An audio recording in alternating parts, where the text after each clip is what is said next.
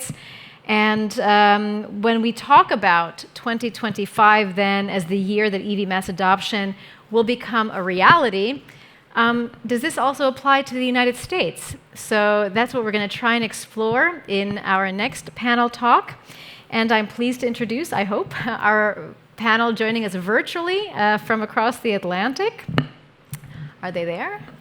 We've got Richard Colley, who is Vice President for Public Policy at Arrival. Are our guests with us? I'm just making sure, because I can... you are there, hooray. So Richard Colley from Arrival, you're waving at me. Who's waving at me? Richard. That's Richard, hello. Great to have you with us. We also have Brendan Jones, who's the president of Blink. Hi to you, Brendan. And Timotej Gavrilovic, who is the founder and CEO of Amp Up. Can you wave at me? Yay! And Jordan Golson, last but not least, he is a journalist writing for a few publications dealing with mobility issues, for example, Inverse and Tech Republic. So, guys, it's like you're next door in my on my TV screen. So it's really great to see you. I'm just wondering, I guess, okay, all the chairs have been taken away, so I will just stand, and it's a bit rude because I'm looking down at the screen so I can see your faces, but audience, you'll forgive me, right? So guys, I would like to actually look at my guests. So welcome, everybody. So, unfortunately, you couldn't fly over here that easily to join us in person at the Intercharge Network conference. We had this little thing called the coronavirus pandemic. It's still very much ongoing, sadly, especially in parts of the United States. And I guess it's no surprise that during this time in the year 2020, we saw, at least in Europe, the car market contracting significantly. Some figures put it at 22%. Yes, the pandemic was blamed for this, but what's interesting is that at the same time, according to the International Energy Agency, while the overall car market contracted, we saw new electric car registrations more than doubling in Europe to 1.4 million, which is a sales share of 10%, which is huge. Was that a similar phenomenon in the United States? What is the state of the EV market in the US at the moment? So I don't know which of you would like to jump in. Maybe Jordan? Yeah, I think it's interesting. This seems to be, 2021 seems to be the year of the EV. We've had the Ford Mustang Mach-E come out. We have the GMC Hummer EV pickup, which is just my virtual background here. And then next year, we have the F-150 Lightning, which is the pickup. And as I'm sure many of you know, the pickup is the most popular vehicle in the US. To this point, there hasn't really been an electric one. And so people who wanted an electric car either had to not get the car they wanted, or they were buying something that just wasn't as popular. Now we have a number of new pickups coming. We have the Rivian, we have the F-150 and all that. And so we're going to have electric cars that Americans actually want to buy. And so I think that going forward is going to make a big difference with EV adoption, rather than people needing to choose between, do I want a big truck that can haul everything, or do I want something that's green? Does anybody else want to give us their observations of the market? I'll make a couple comments on that. I mean, the U.S. market, it's interesting. So if we look at the growth, we started selling EVs in the U.S. market in 2010, primarily the Nissan Leaf, and then the Chevy Volt at the time, which was much more of a plug-in hybrid. Then Tesla came around. And of course, Tesla revolutionized the industry to a degree, and market share in California started increasing. Other market entrants came from Ford, from BMW. Tesla entered a few more models. But over the last 2 to 3 years, we've seen it increase dramatically, with new models coming from Audi, from Porsche, again, new entrants from Ford with the Mustang E, which is just a great car. But also simultaneously, what we're beginning to see is California is stayed there consistently with market share between 5 and 7%, depending on how you measured, of EV registrations. The rest of the U.S. is between 1% and 2%, with the Northeast starting to peak a bit now. So what we have to do is we really have to burst that 1 and 2% bubble within the U.S., because that's what's happening right now. We're still in that 1 and 2% thinking. When we look at the OEMs right now and what they've invested, and this is the auto manufacturers, between now and 2025, it's estimated that they have put in between $300 and $400 billion in R&D investment in batteries and EV platforms. That's astronomical. That's the greatest single investment in a single platform that's existed in the history of the automotive industry. And as the previous panel just said, we're seeing massive diversification in the product portfolio, and it's great. You know, you've got sports cars, you've got tons of SUVs now, you've got trucks, you've got subcompact commuter cars. So we're seeing a exponential change in the industry today, and charging and everything and utilities and governments now has to keep up with that change. And if the OEMs are going to invest, we have to get everybody else to invest in this EV and green future that we're all going to experience. Now, how significant? Maybe just to add a couple of thoughts, maybe around public culture and how that is changing across the two oceans. If I recall some of the sporting events in Europe this year, last year, we've had EVs as sort of the main vehicle that's being advertised. That's slowly coming over to the US. I think the latest, for instance, Marvel movie had an electric vehicle as one of the main vehicles in it. So I think that's really a good sign of EVs becoming part of the popular culture and becoming something that's, mass adoption ready. So I think, 2021, as one of our speakers mentioned, have, a lot of new models coming out. I think 2022 is really when those are going to be hitting the market hard and seeing really that spike in purchasing by buyers as well. Yeah, and I'll just add then from the Arrival have focused on the commercial vehicle segment, so medium and heavy duty, and we've certainly started to see more of a pilot type approach over the last several years. And so fleets and transit agencies and all of these operators have really started to be figuring out what it means to transition to electric vehicles, what it means from a charging infrastructure perspective. And so we're now seeing this move from those small pilots with the VW settlement funds, which funded $2 billion worth of medium and heavy duty electrification across the states. This has really given the truck and bus market a big push, especially with California, that then really, again, have been leading the way in terms of setting those targets between now and 2035. I suppose it's no accident that California is a leader when it comes to EV adoption in the United States. It's also known to be a very environmentally conscious state. And you also mentioned the Northeast. I mean, again, these are very urban areas, and these are the parts of America where it seems like there's a certain profile of consumer that has certain values or certain expectations about wanting to contribute to climate protection. How much is the challenge in the United States really about people's mentality towards climate issues as being important? Well, when we looked, I'm going to take you back a bit, Sarah, to when we began and where we are today.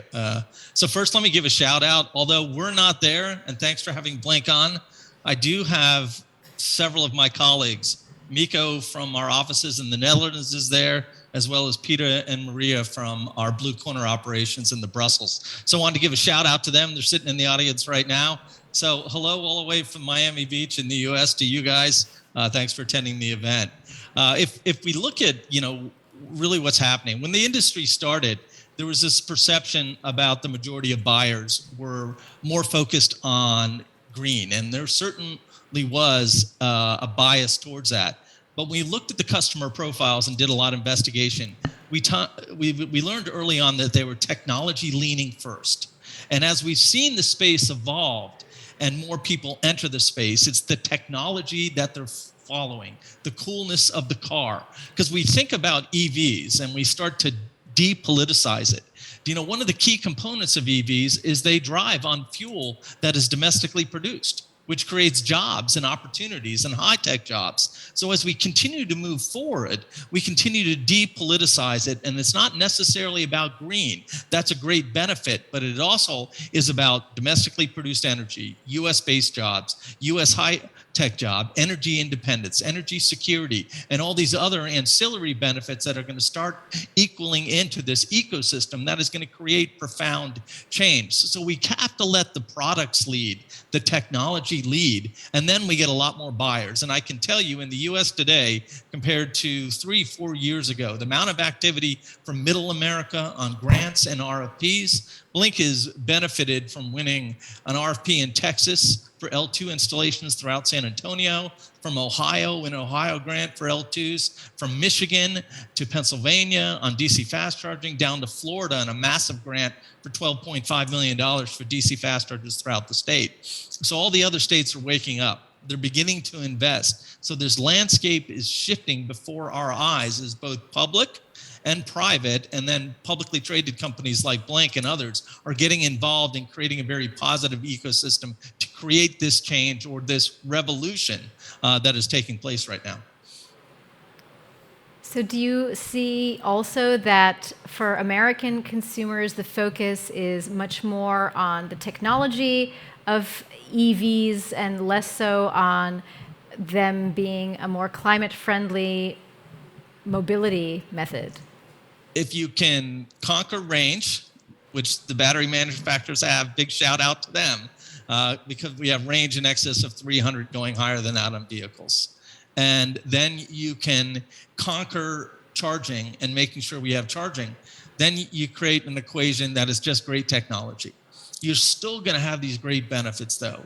It's still great to get environmentally friendly vehicles on the road. The transportation sector commits 40% of the carbon footprint in the US alone. Reducing that is a huge benefit. And again, when you talk about an economic driver, those benefits to health, et cetera, and global warming and mitigating climate change, it's just, again, this is an economic win across the board. To our other I have one thing to go ahead. No, I was going to say just around the adoption, right? It's the adoption curve. So if you think about early adopters, a lot of them are related to sustainability and those kind of goals, right? To procure an EV, but as we move into the mass market and to the growth phase of the adoption curve, that's when a lot of the things related to technology, related to availability of charging, those play a more significant role, so that the average consumer can really make that switch in a very easy and seamless fashion. So I think it's just as we move along the adoption curve, that's when the factors that affecting, buying behavior play a very significant role. I think it's important to realize that while I think you're right, a lot of early adopters, especially of EVs, are concerned with the green or climate aspects of it. A whole lot of Americans are perfectly happy to buy very fuel inefficient vehicles. And part of that is our gas and or fuel is a lot cheaper than it is in Europe. But people are happy to buy huge SUVs, huge trucks, because at its core, owning a vehicle is about being able to move people and stuff.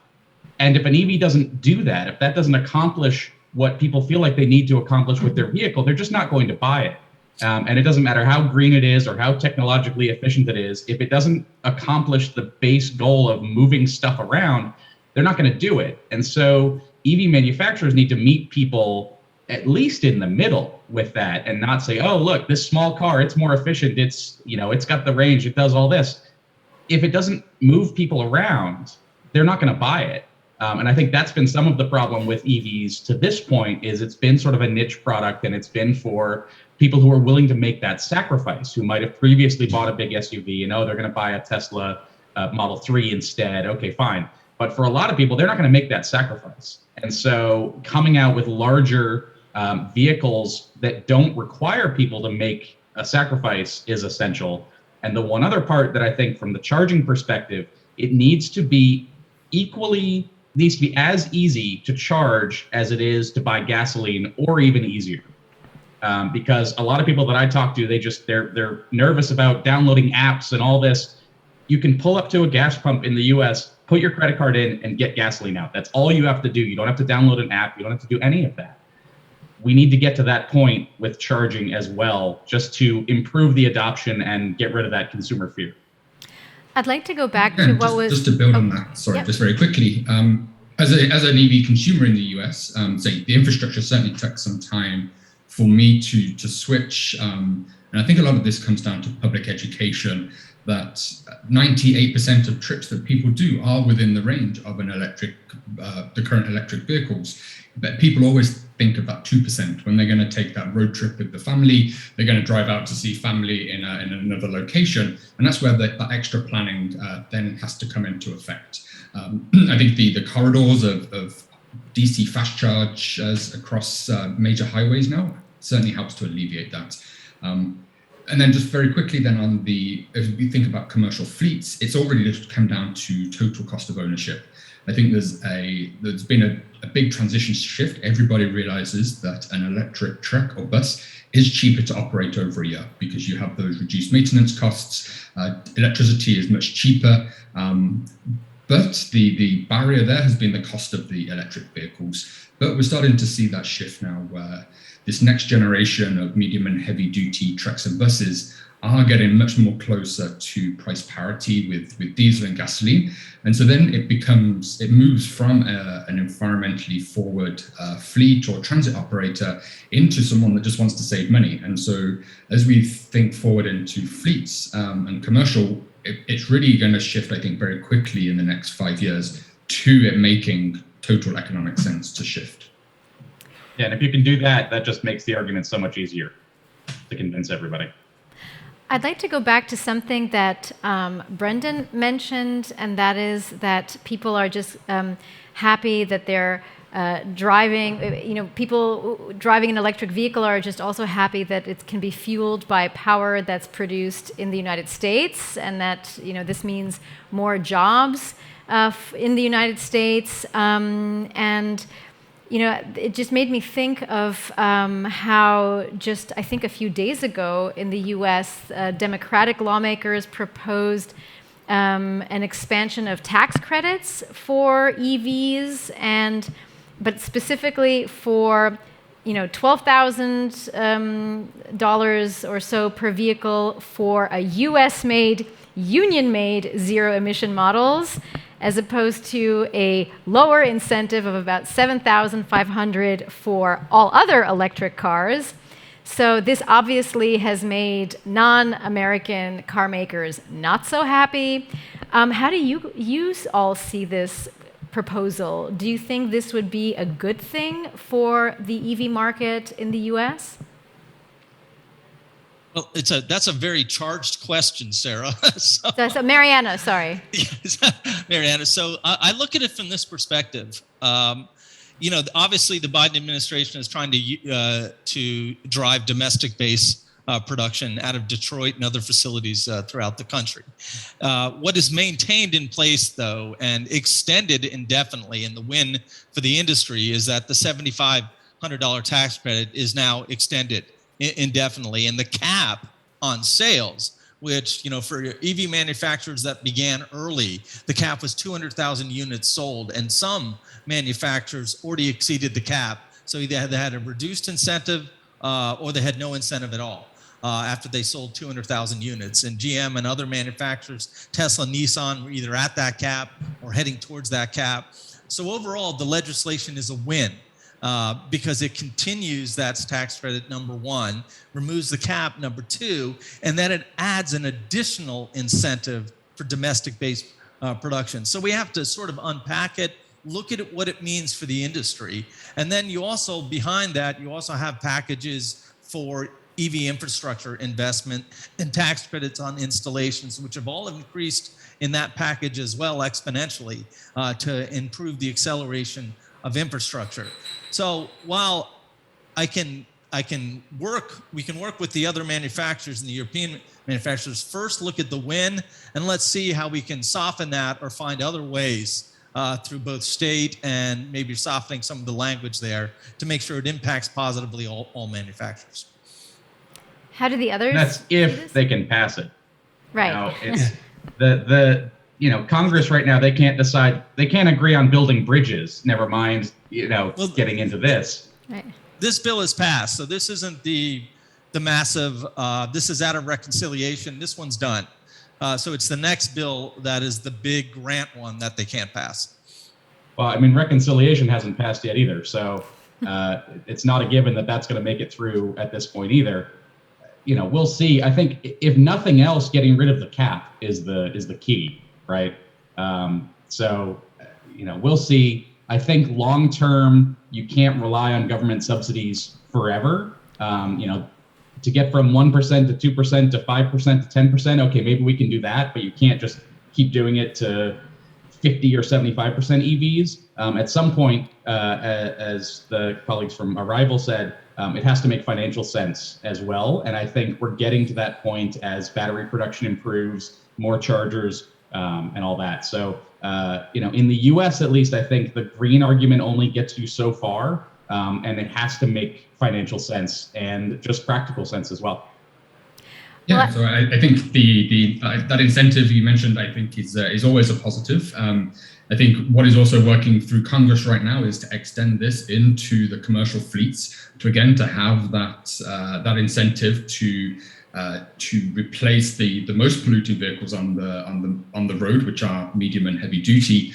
And so any of these investments is very important for consumers and fleets to operate. I think, as from Blink mentioned, that I think the infrastructure investment within those proposals is equally important, as is the battery critical mineral mining and all of those parts that you need and those minerals you need to make domestic batteries and chips and all of those other areas for the US to truly be sustainable and to really maximize the amount of jobs that can be created here, and then ultimately pass those savings on to the consumer. And Timothée, your company is a software company and network provider. When you look across the pond to Europe, how would you describe the biggest differences between the US market compared to, let's say, a market like Europe? Yeah, it's a huge difference, especially for a startup like us. There's a lot of challenges to entering a new geography. I think when we just look at the fragmentation of the existing market in Europe versus the US, there's a lot more legislative regulatory landscape that you have to navigate in order to play across the pond. That being said, I think the positives are something that we discussed earlier, which is EV adoption has been going faster. I think there's a lot more commitments across the board from European governments to switch to electric. So I think you kind of have to play into both of those and sort of figure out how those factors impact entry into a new market.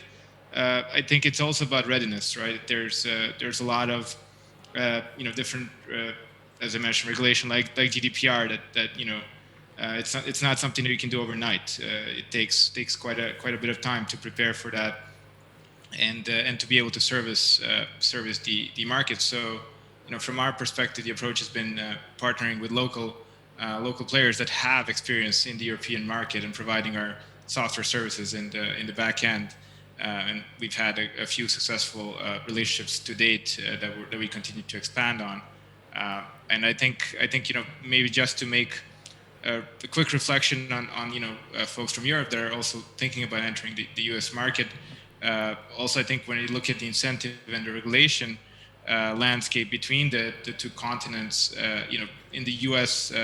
You have sort of pockets of mass adoption, pockets of very progressive government, like we discussed earlier, California and the Northeast. I think that's a very similar case in Europe, where some of the Nordic countries have been aggressively pursuing electrification, but that's quickly expanding across all of Europe. So I think there are differences, there are challenges, but there are a lot of similarities, and I always like to focus on the similarities and on the things that are working well in both sides, right, of the ocean. And I think that's just progressive government that's pushing electrification forward. I would Yeah, love. Okay. Go ahead. Yes, I just wanted to maybe just phrase the question once again. So I would just love to hear really in detail, what can you tell a European company who may want to invest? What should they know about the US market? Like, what things should they watch out for? What should they be aware of that are just specific to America?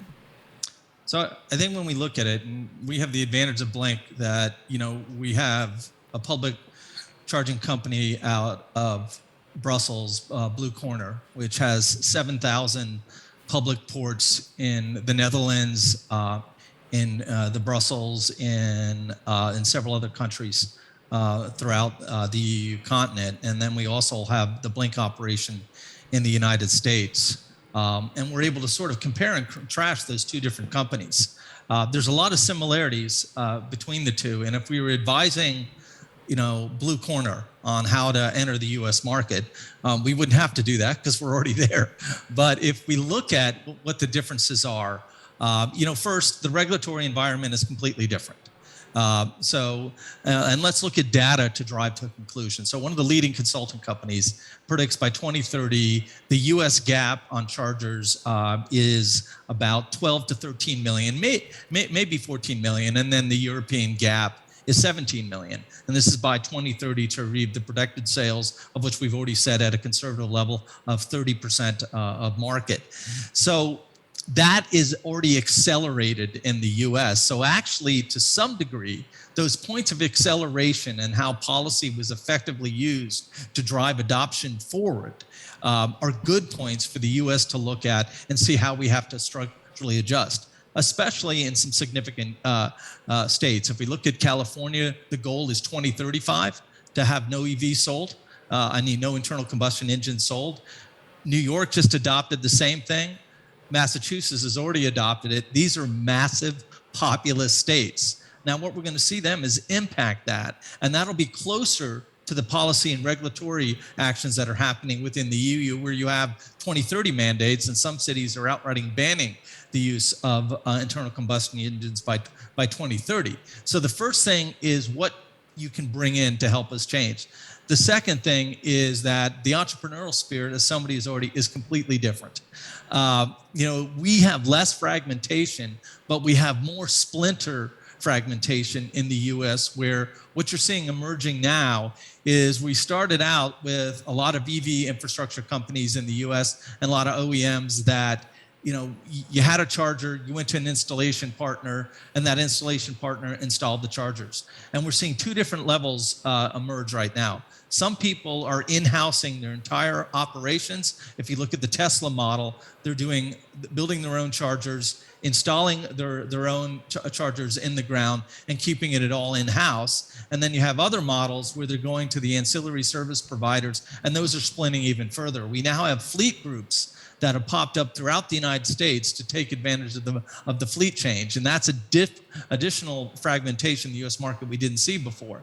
Now, relative to the EU, we have considerably less fragmentation overall. But we also have the ability in the US, and what they have to look for is expanding the ecosystem. What role in the US do batteries, do energy management, do energy providers play in building a company that is sustainable for the future, both in their customer base and in the amount of profit they're generating in the complete ecosystem? So I say, look at it with open eyes, not as much regulation, but also, the market is dramatically bigger and further behind.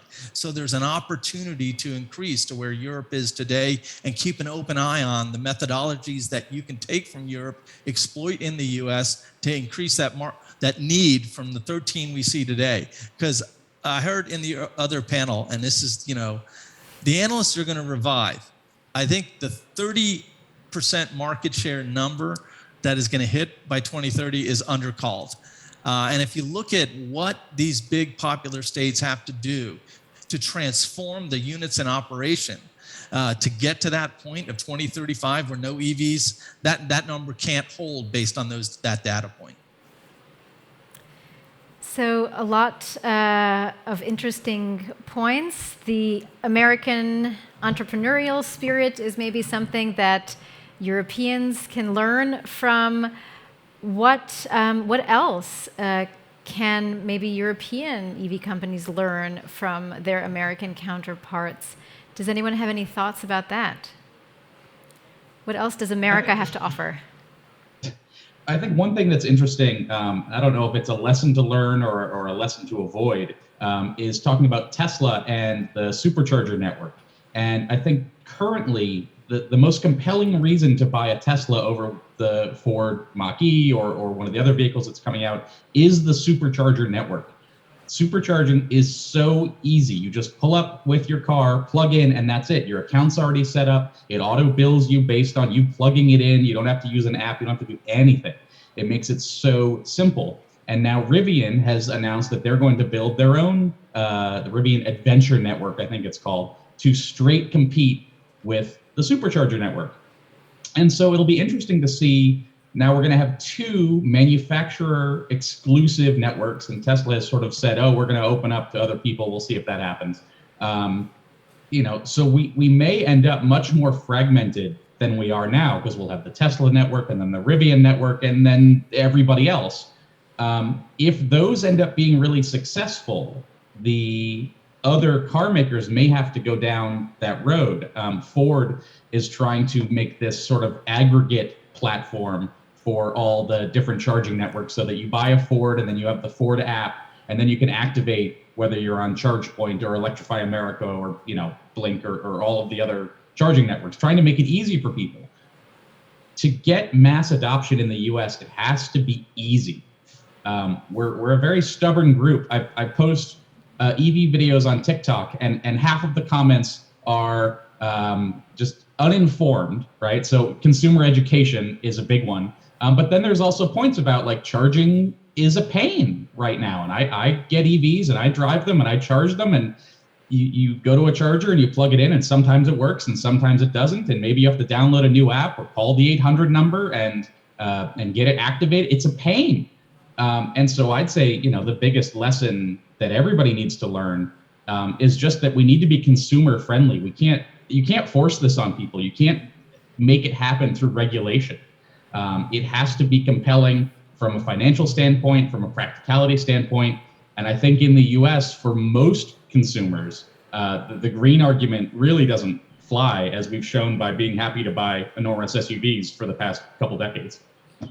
So let me address that so that we see. If we overwhelmingly look at feedback from EV drivers, and this is the EV driver speaking, charging is easy, fact. And the reason why they say it's easy and why that's a fact is the overwhelming majority of consumers in the United States, they charge at home. And it's a very simple thing to do. There's no app, there's no anything. They just plug in, it goes. That's the majority of charging in the US. Then you look at that, on top of that, the majority of charging in the US is also L2 charging, where the car sits, the dwell time of that vehicle. And that's the feedback from the drivers. Now, you do need a degree of opportunistic charging. But if you look at DC fast charging as a whole, the majority of the stations that are out there that are underutilized, even on the Tesla model, and the cost to install a DC fast charger is 10 to 1. Now at Blink, we invest in both. But when you look at the simplicity of EV, the real easy thing for the customer, and this is based on their feedback, is putting chargers where they live and where they go, where they can simply plug in, and you don't have those issues because it's L2 charging and it's not the complexity of DC fast charging that is out there in the market today. However, what the industry is doing is they're all coming together on that. They have 1511.8, which is the standard for plug-in charge. So as more vehicles come in the market, all of the charging manufacturers are building 1511.8 into their chargers. And that means when they plug into any vehicle, it's the same thing. The vehicle talks to the car, no app is needed. So the whole industry is taking what the previous presenter said, they've listened, and now they're adjusting to make charging on open public networks across the country accessible. Yeah, I'd like to add here, as just from that charger's perspective, something that I think the US can bring over from Europe and both regions need to improve is multi-dwelling units, especially within cities. I'm very lucky because I do have a garage at my place here in San Francisco, but that has only been in the last few years. I spent 8 years here parking on street. and not being able to have a location to charge. So I think some of the European efforts of having this street side charging, I think is incredibly important, and then getting like building permit requirements set up. So EV chargers are always installed within multi-unit dwellings. So again, I think this is going back to one of the earlier questions. This is one of those things that's going to have to happen for that next set of consumers to be able to electrify that don't have the ability to have a garage and a level 2 charger. I just also want to compare gasoline vehicles and EVs, and it's fundamentally different. People charge their EVs more similar to how they charge their laptop or their phone. They have a central place, which is home or work, where that covers 80% of their need. That is going to continue over time. It's not going to change dramatically, and everything else is a top-up. I'm here having a coffee. Okay, I'm going to plug it into a nearby charger, get it so that my commute is done and I don't have to worry about it. And that's where I want to actually throw the argument all the way to a different angle, which is actually EV charging is a lot more convenient than gasoline. You don't have to think about the line. You don't have to think about the smell. You're at home, you're at work, you're at a coffee shop, you're enjoying your day-to-day life, and your car is being charged without you having to think about it. In fact, one of the things that AmpUp started with was allowing scheduling. So once that becomes more mass adopted by other networks as well, that's going to be even more seamless, especially in situations like multi-unit dwellings where everyone can have their own dedicated time. You don't even have to play that musical card chairs with EVs to think when you or your neighbor will be charging. Everything will be more automated in the scheduling fashion. And then the ISO 15118 is a whole new level where it just becomes super seamless. So I want to throw that argument to say that actually EV charging is going to be a lot easier and more seamless than pumping gasoline. So one thing I would say just real quick is just to avoid, I would encourage people to avoid leaning too hard on what current EV owners say, because by and large, they're a very self-selecting group. It's people who tend to be more wealthy. If they're charging at home, they probably own their own home, and they don't do street parking, they don't do multi-unit, which is it's very hard to charge unless you're already in a luxury unit. Then they're full of Teslas, to be sure. But you have to. Lots of people do level 2 charging, but if you want to own an EV, and I've met people who are doing this, and park it on the street who don't have access to charging at home, they need to fast charge. Because if you only drive 100 or 200 miles a week, sure, you can drive all week, but you have to go park your car somewhere to charge it. And I know people who have Teslas or the Mustang Mach-E, and they'll go once a week and DC fast charge it, and then that's it. And that's much more like the gasoline model. And I think the argument that charging is handy or is easier than gasoline is a good one. But to convince people of that, you have to get them into the EV in the first place. And that's where the challenge lies. So that's where my point about it needs to be as easy or easier than gas, comes from. Yeah. Because I'm coming at it from the consumer demand side, and you have to convince people to buy EVs. It's not going to happen on its own. I'm very skeptical of the whole idea of car companies saying, "Oh, we're just going to build 50% EVs," as if people are just going to buy them.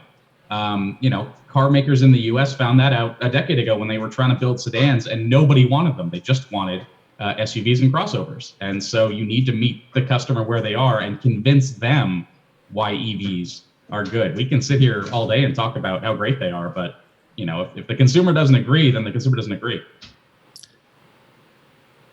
I think, look, there's never going to be agreement on this, but the new cars are out on the market and the consumers are reacting.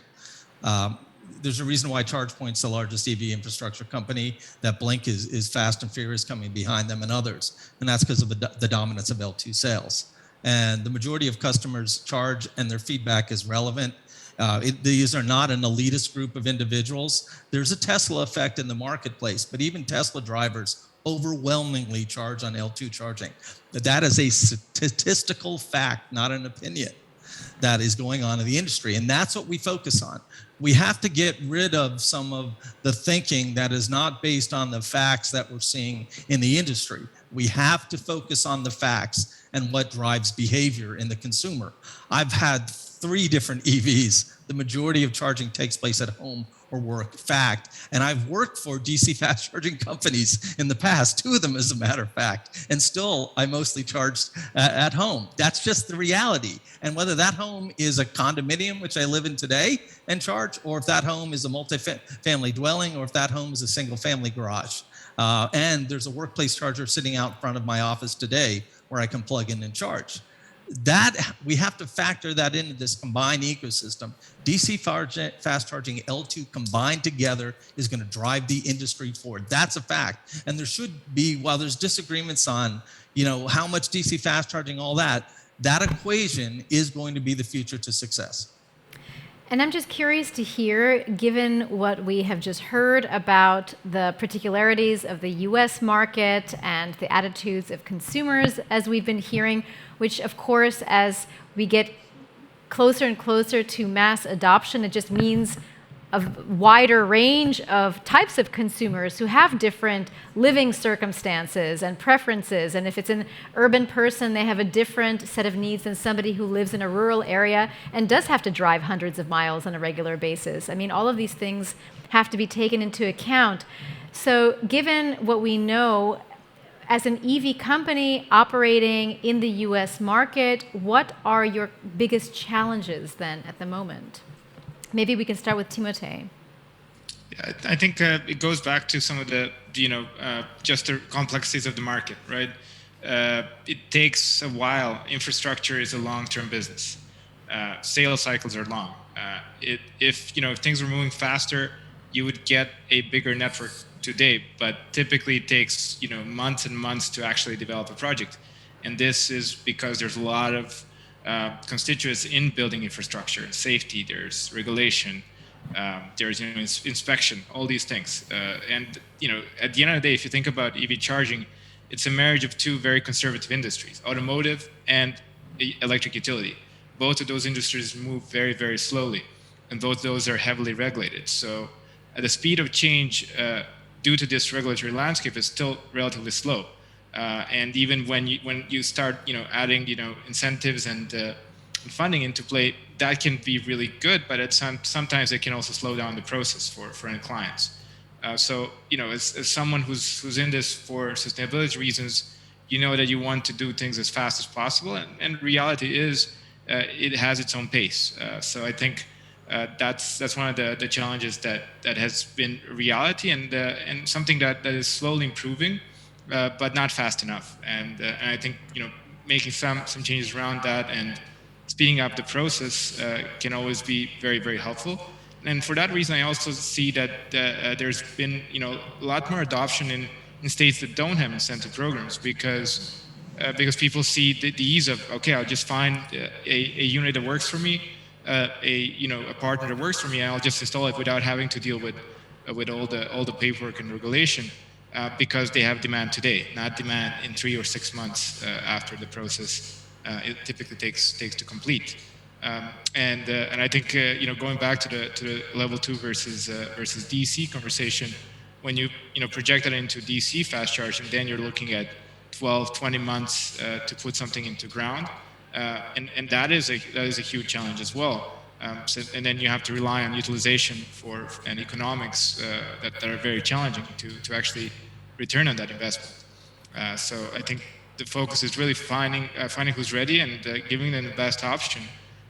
Now, 2021, you also have supply chain issues globally, so not every hardware manufacturer is able to deliver on time.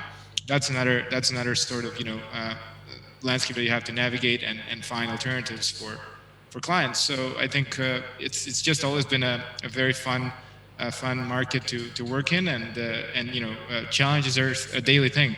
I think that's just something that anyone who works in this space accepts. It's sort of, I think that's the drive, the puzzle solving, the constant dealing with challenges on a day-to-day basis. So I'll talk briefly where we've been and where we're at, which is actually exciting in terms of the improvement that's been made in the U.S. market. So, and these are comments both from an OEM where I worked for many years, and also as a professional in the charging industry. When we look at what we've improved at first and then bake that into the challenges. So the installation of chargers and the permitting experience is improved exponentially, both in the AHJs, which are the permitting office, and then in the knowledge and know-how of the subcontractors in the installation companies. So we can get chargers in the ground faster, quicker. We can get permits out of the system at a much better pace now. City administrators understand it a lot more. So that pace is improved so that they know going in, okay, so this is a DC fast charger, this is an L2, from permitting in this is what I have to look at, and this is what the package needs to be. Simultaneously, what's also improved there, but this is where the challenge is also, is that relationship with the utility. It is so much better than it was, but that can improve even further. And that it's the underpinnings of that are that it depends on, the capacity of the particular utility and whether that's an investor-owned utility or whether that's a municipal or even a co-op. But with that, to power these chargers that are going in buildings and in gas stations and other places throughout the United States, you got to bring in transformers, you got to have the capacity, and you got to have the power. So that, when you're looking at infrastructure purely, that's the challenge, to improve that speed, that cooperation between the utility, the OEM, the infrastructure service provider, et cetera, and making sure we can make that faster, because that's going to add to this exponential growth that we need to have. But overall, it's gotten so much better in terms of the permitting time and speed, but we need to do better. We need more cooperation, and we're seeing it. The utilities are doing a much better job. The infrastructure companies are doing much better, so the OEM. But the biggest challenge, and we've touched on it in this call, even with some of the healthy discourse around DC fast charging versus L2, is the education. And we really have to make sure that people know this EV equation is better than the previous footprint of what internal combustion engines brought us. We don't need to have a depot model. We can do it differently, and we can do it better. And one of the key things, when we did what we called tipping point analysis in the early days, and we looked at what type of range would a customer buy to relieve range anxiety. And that we saw that in the early days, that was between 150 and 200. Well, the majority of OEMs are starting to bring vehicles to market that are blowing by this 200 number. And when you fill up that car at home and get into it, or at your park, you get into it with full range. And that range, I joke, because in our family, we have an internal combustion engine in there. And the range on that is about as inaccurate as you can get. And it says 400, and then it drops down to below 300 after you start driving it. And then all of a sudden, it's at 250, and then it plateaus. And that's an internal combustion engine. But the range on the EVs and the batteries has improved, so much so that now we have to educate the consumers that, hey, you can go anywhere just like you can with your ICE engine, and infrastructure will be there because it's going in the ground today for you to charge. That's the biggest challenge, is education, getting the message out there. GM, unfortunately, went out there many years ago and they coined the phrase range anxiety. Well, that's worked against us because people just picked that up and said, "Ooh, range anxiety, I want to make sure." But the infrastructure is there today. It's happening. People can charge. We have to educate and get that message out there to drive adoption in an exponential rate. And now, Richard? I think with that, just to build on that consumer education, the current system in the US of selling through independent franchise dealerships is one that is slowing, I think, the adoption and making it much more difficult for OEMs to be able to sell.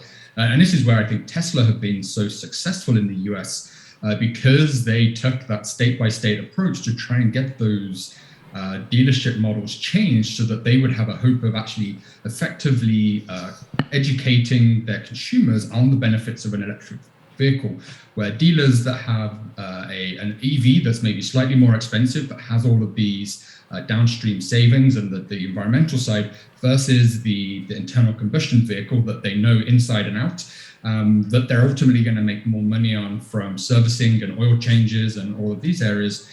There is a conflict, and it's been well documented by a number of universities. So I think for us to really be able to shift now and to have consumers, and this also applies to fleet, this is one of my priorities in the US, is enabling a rival to be able to sell and effectively communicate the benefits to our consumers and not have to do this through a dealership. So this is one that, as we get this tipping point of what's happening at the state level, what's happening in the Biden administration, is one that we need to be very careful on how do we maximize that communication.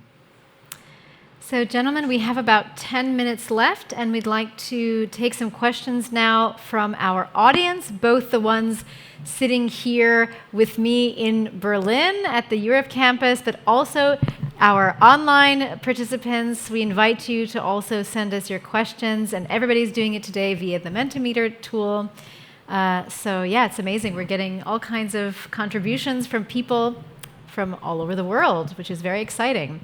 So we already have a first question. Somebody writes, when do you think interoperability will be achieved when it comes to public charging networks? I guess I'm the only representative of public charging networks. So I might, there's a lot of what we call, there's different things between the US and Europe on this. So interoperability in the US, of course, Hubject, you guys who's sponsoring the conference, you guys know how that is operating in Europe through a clearinghouse methodology. In US, with 6 to maybe 9 big players, 6 being the biggest of them all, interoperability is happening through bilateral agreements. So it's being achieved today. And there's a multiplicity of bilateral agreements between the big charging companies, and I'll list them off. There's Blink, there's EVgo, there's a whole bunch of others, Electrify America, ChargePoint, etc. Those agreements are being worked on and have already been implemented, and they're going to continue. So I will say, from an EV charging company, that dialogue is healthy. It's taking place. And what that's going to enable, it's simply that it doesn't matter whose customer it is. If you've got a ChargePoint charger over here and they see a Blink charger over there from a ChargePoint customer, they can use either charger, and vice versa across all the networks. So bilateral is the decided choice in the US to achieve that. It's moving forward. And individual companies got to talk about theirs. We have 4 in process, working on 5 and 6 right now. And I can't comment on what the other companies are doing, but my gut tells me they're either more advanced or at the same place we are. So I'm very positive and bullish on interoperability in the US. Yeah, and this is also very important for fleet customers, because it's if you've electrified a depot or you have a corridor charging, then they need to be operating and being able to charge, whether it's an arrival vehicle, whether it's a BYD or others. So it's key that we have this, and we think at Arrival that the Open Charge Alliance and having that software-based interoperability is so key here.